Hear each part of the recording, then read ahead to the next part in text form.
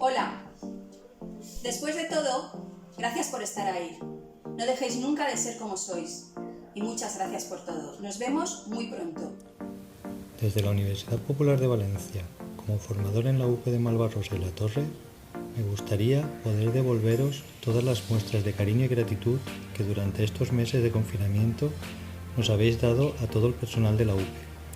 Quiero remarcar que ese cariño y gratitud es mutuo, ya que vosotros y vosotras sois lo más importante de este proyecto. Realmente sois el proyecto Universidad Popular de Valencia. Gracias y nos vemos el próximo curso con todas las energías e ilusiones renovadas. Un abrazo. Hola, ahora que ha terminado el curso, quiero que sepáis que ha sido un curso muy interesante. Estoy muy contenta de haber compartido con vosotros.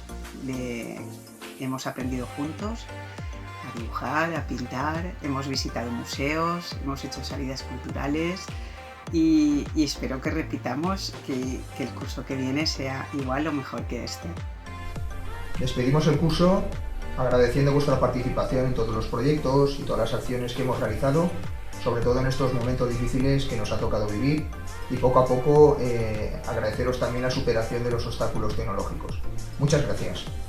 Todo, dar mi pésame y apoyo a todos los que hayáis perdido a un familiar o amigo por culpa de esta terrible pandemia. Felicitaros también por vuestra actitud positiva y excelente trabajo. Y recordaros que en breve volveremos a estar toda la familia de la Universidad Popular juntos.